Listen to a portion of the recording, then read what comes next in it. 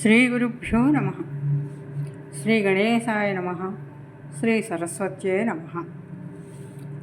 మనిషి యొక్క కర్తవ్యం ఏమిటి అన్నది మనం ఈ కథలో తెలుసుకుందాం. ఒక పండితుడు ఇంటి ముందు ఒక వ్యక్తి ఆకలి ఆకలి అంటూ సొమ్మసిల్లి పడిపోయాడు. పండితుడు బయటకు వచ్చి చూశాడు. ఆ వ్యక్తి మాసిన బట్టలతో కనిపించాడు. కానీ అతను ఆకలి ఆకలి అని పడుకోవడం పండితుడికి చాలా బాధ కలిగించింది. దేవుడికి నైవేద్యం తయారైంది అని భార్య కేక వినిపించింది. 10 మందికి ప్రవచనాలు చెప్పే పండితుడు ఆ వ్యక్తి గురించి ఆలోచించి అతన్ని వసారాలో కూర్చోబెట్టి లోపలికి వెళ్ళి ఆ నైవేద్యం తెచ్చి అతడికి ఇచ్చి తినమన్నాడు. అతను అది తిని మంచినీళ్ళు తాగిన తర్వాత, అయ్యా, నా పేరు రామయ్య. అన్నం తిని 2 రోజులైంది. నా భార్య పోయి చాలా కాలం అయింది. నాకు 2 కొడుకులు. పెద్దవాడికి 3 వంతుల ఆస్తి, చిన్నవాడికి 1 వంతు ఆస్తి పంచాను. నేను భారమని పెద్దవాడు నన్ను కట్టుబట్టలతో ఇంటి నుంచి తరిమేశాడు. పక్క గ్రామంలో నా చిన్న కొడుకు ఉంటాడు. వాడి దగ్గరికి వెడుతున్నాను. ఇంతలో కళ్ళు తిరిగి సొమ్మసిల్లి పడిపోయాను. అన్నం పెట్టి నా ప్రాణం నిలబెట్టారు స్వామి, మీకు కృతజ్ఞతలు అన్నాడు. అప్పుడు ఆ పండితుడు అంటున్నాడు, ఏమని? దానిదేముంది రామయ్య, నీ చిన్న కొడుకు వద్దకు క్షేమంగా వెళ్ళడానికి ఎద్దుల బండి ఏర్పాటు చేస్తాను అన్నాడు. రామయ్య బయలుదేరాక ఇంట్లోకి వెళ్ళాడు పండితుడు. ఏరా నాయనా, దేవుడి కోసం చేసిన నైవేద్యాన్ని ఎవరో దారిని పోయే దానయ్యకు పెట్టావేమిటి అని అడిగింది తల్లి.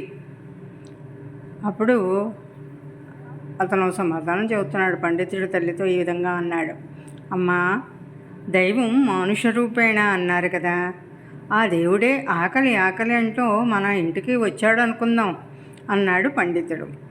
కొన్ని రోజులకి రామయ్య అతని కొడుకుతో గుర్రపు బండిలో పండితుడి ఇంటికి వచ్చాడు. అయ్యగారు, ఇంట్లోకి రావచ్చా అన్నాడు రామయ్య. పండితుడు వారిని రండి అని సాధారణంగా ఆహ్వానించాడు. ఎన్నో రకాల పండ్ల బుట్టలు, పట్టు వస్త్రాలతో లోపలికి వచ్చారు రామయ్య అతని చిన్న కొడుకును. అయ్యగారు, ఆకలి తీర్చి మా నాన్నగారి ప్రాణాలు కాపాడారు. మీకు ధన్యవాదాలు. మేము తెచ్చినవి మీరు కాదనకుండా స్వీకరించాలి. అప్పుడే మాకు ఆనందం అని పండితుడు పాదాలకు నమస్కరించాడు.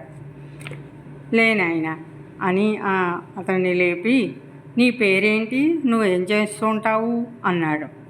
నా పేరు చంద్రం. రైతులకు గిట్టుబాటు ధర ఇచ్చి ధాన్యం కొని నగరంలో అమ్ముతాను. నా వ్యాపారం బాగా సాగుతోంది అన్నాడు చంద్రం. ఇద్దరికీ పలహారం పెట్టింది పండితుడి భార్య.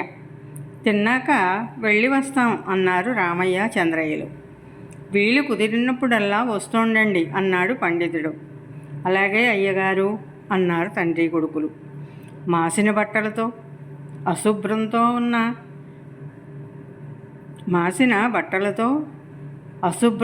ఉన్న పండితుడు మనిషిగా తన కర్తవ్యం మాత్రం మరవలేదు. ఎదుటివారికి మంచి మాటలు చెప్పినప్పుడు మనం వాటిని ఆచరణలో పెట్టాలి. అదే మనిషిగా మన యొక్క కర్తవ్యం. స్వస్తి.